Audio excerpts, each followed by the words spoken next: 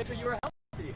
No, that's our initial information was that everything was going to park there. But I didn't know that they had a deputy escort that gave them authority to do this. So I know.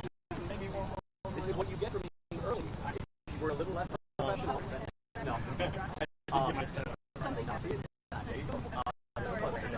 No, but yeah, that was our initial information. Everyone parked. We had something changed in the mind that I was told. Yeah. Like, Dan, everybody else? I'll get you premium seating. Have a nice one, I promise. Well, hopefully we'll meet. Oh, well, not for me. Yeah. It's fun.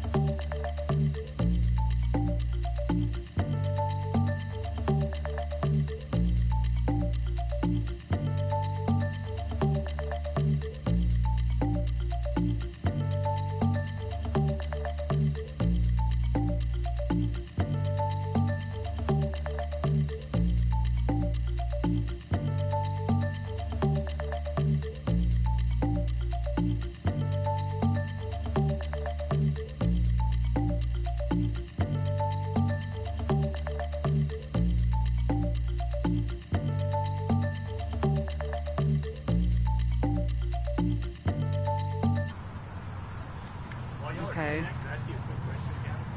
Not about just a fact thing. I know that the CG is fairly new here. I'm trying to get this make sure I've got.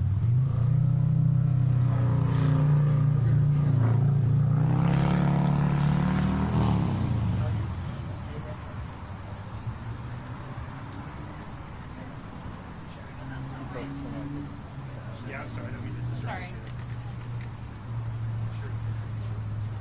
All right. I just want to make sure it's done correct.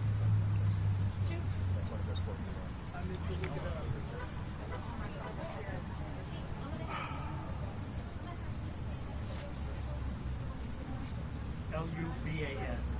John first name. John with an H or no? Yeah, John with an J-N-O-H-N. Lubas. He's the major. No, he's the brigadier general. Yeah, it's a one star. It's not.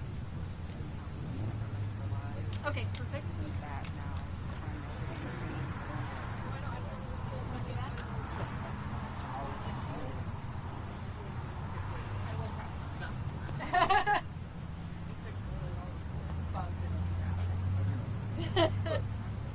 Perfect now.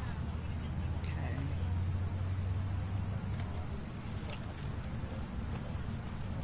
You're good, Sergeant Woods?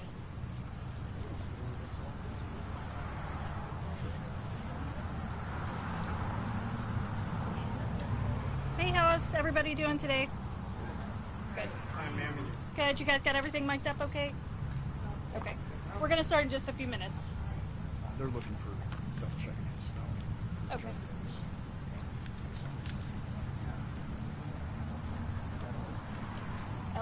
I'm going to leave this in the shade so it doesn't die. Okay.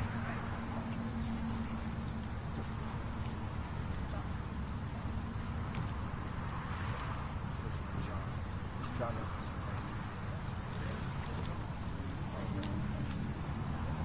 Yes.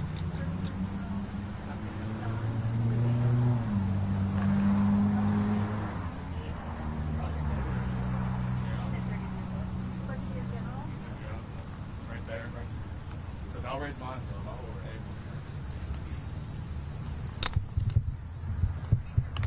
All right. Brigadier General.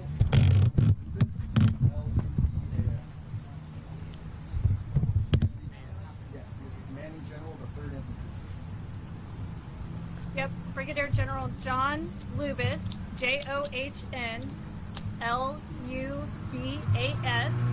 He is the commanding general of the 3rd Infantry Division.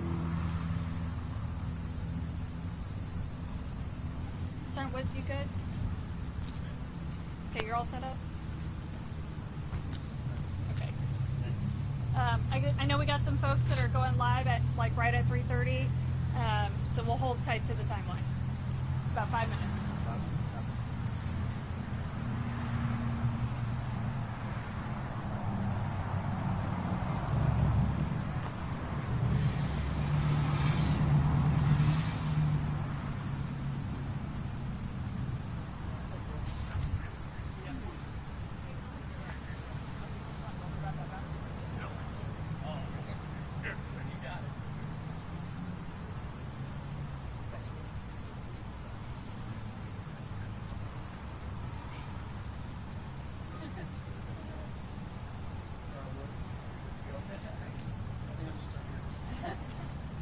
There's a little before and more.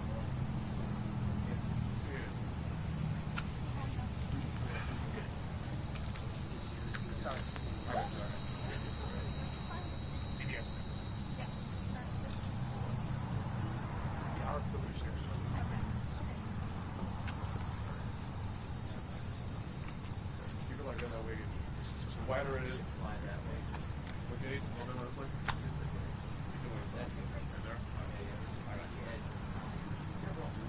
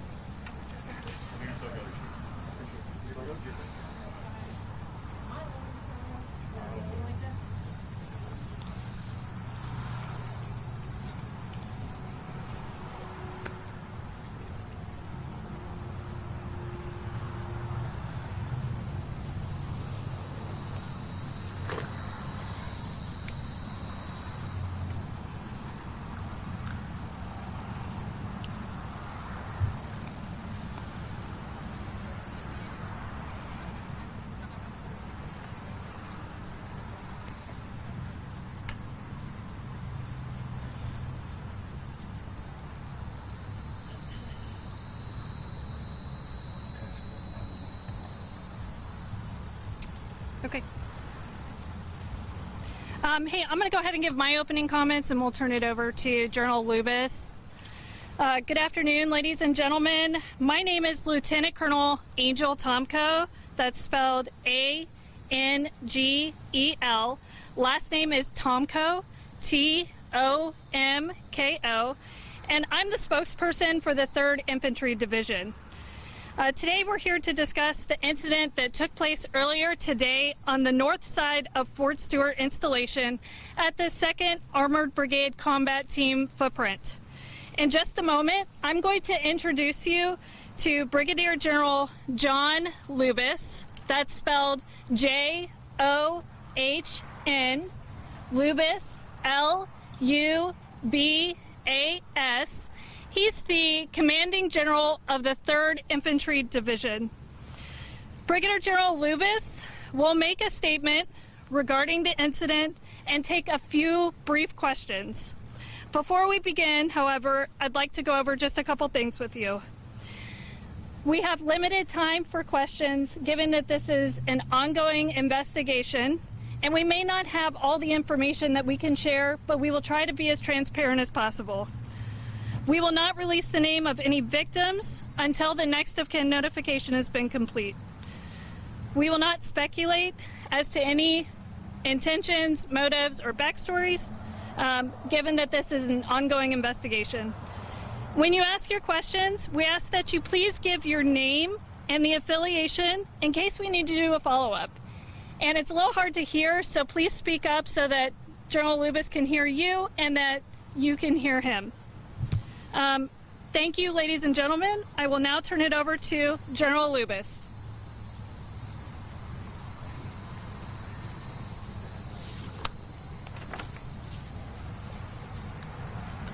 Good afternoon, ladies and gentlemen, and thank you for joining us. This morning, shortly before 11 o'clock, an active duty soldier assigned to Fort Stewart, Georgia, shot and wounded 5 of his fellow soldiers here on Fort Stewart. Thankfully, all are in stable condition and all are expected to recover.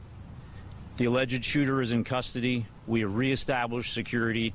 I have lifted all lockdown measures on Fort Stewart, and there is currently no threat to the local community.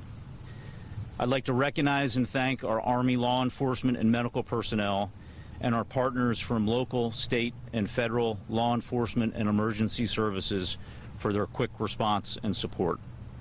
I would also like to thank the brave soldiers who immediately intervened and subdued the shooter. These soldiers, without a doubt, prevented further casualties. Our wounded soldiers were initially evacuated to Wynn Army Community Hospital right here on Fort Stewart. All arrived in stable condition, and 3 of the 5 required surgical intervention. 2 have been transported to Memorial Hospital in Savannah, Georgia for additional care. We have identified the alleged shooter as Sergeant Cornelius Radford, an automated logistics sergeant assigned to 2nd Brigade Combat Team. Sergeant Radford has not previously deployed to combat. Sergeant Radford has been interviewed by the Army Criminal Investigation Division and is currently in pretrial confinement, awaiting a charging decision by the Office of the Special Trial Counsel. Right now, our primary focus is first on caring for our injured soldiers and their families, and also supporting the soldiers of the Spartan Brigade. All of the families of the victims have been notified, and we're wrapping our arms around them and ensuring we provide them all the support that we can. Before I take questions, I want to remind you that this is an ongoing investigation, and we're still gathering questions. And ladies and gentlemen, I'll now take your questions. General Lewis within Coastal News, can you give us what unit he was assigned to and how long he served in the Army? If you didn't mention it. Yeah, he is assigned to one of our sustainment units here in 2nd Brigade Combat Team at Fort Stewart, and I will have to confirm how long he served with us. Yes, sir. Corresponding with the Associated Press, as best you can, knowing it's so early, can you walk us through where this happened, what happened in the shooting, and were the victims subordinate to the sergeants, or were they people over him in rank? Yeah, right now it's premature, and we're gathering a lot of the information. What we know is this soldier, the shooting occurred at the soldier's place of work. It did involve his co-workers.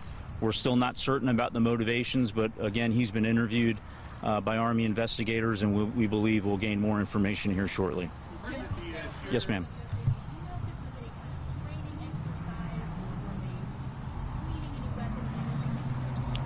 No, ma'am. We don't have any reason to believe it had anything to do with a training event. Other than that, I can't state the motivations for this soldier. We've heard that the shooter Yes, sir. may have been from Jacksonville, Florida. Are you able to confirm that? We also heard that he had maybe been arrested for DUI recently. Yeah, at this point, I can't confirm where he's from. We can follow up on that.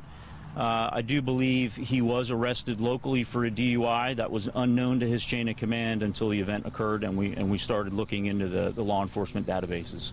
Robin, now from the current, can you tell us whether or not that was a military weapon or whether this was a personal weapon that the person brought on base? Yes, ma'am. I can confirm it was not a military weapon, and we believe it was a personal handgun. Yes, sir.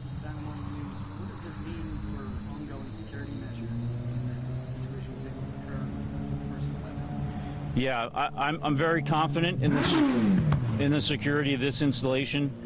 We've got a great partnership with local law enforcement. As you can see here at our gates, we have armed guards in protective equipment. This one's a bit difficult, and we're going to have to determine how he was able to get a handgun to his place of duty. WCOA News for Jax. Has the suspect had any prior disciplinary or behavioral issues on base? No, ma'am, not that we're aware of. But again, it's early in the investigation, but not that I'm currently aware of.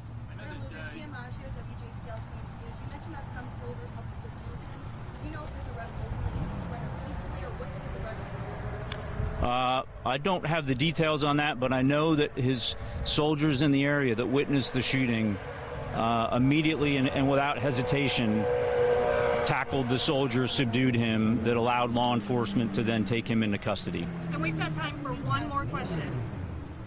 I know that you can't speak to the motivation, but if this turns out to be some situation where somebody had extremist beliefs or maybe classified as a terrorist attack, I mean, how does that change the base's response or the base's investigation moving forward?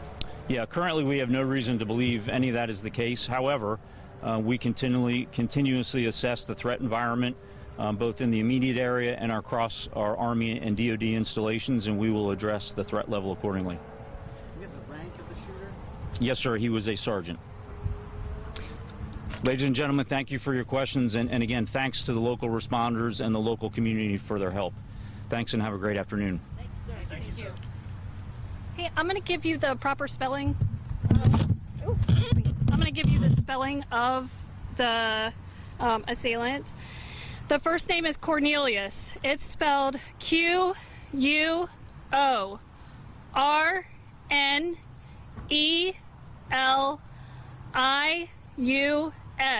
Last name is Radford.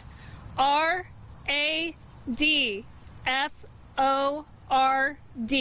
Radford. He's 28 years old. And there was some mention he was second logistics. I didn't get all of that. Yeah, so he is a automated logistics sergeant, a 92 Alpha with 2nd Armored Brigade Combat Team. Hey, I'm going to come off the podium now, but if you guys have additional questions that I can help facilitate stuff, we have a whole team of public affairs back here that's here to help. Could I ask you to just repeat your rank to make sure I got it? Yes, it's Lieutenant Colonel. Thank you. Lieutenant, any injuries to Sergeant Radford? That's unconfirmed at this time. Okay. And would you be able to follow up on where these guys are from? Oh, really good.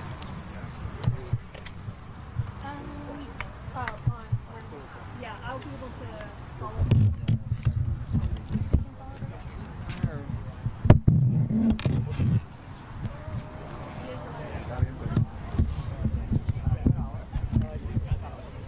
I think they want us live right now. Okay. Appreciate it. I'll just scoot back real quick. Come back. Sorry. Maybe fine.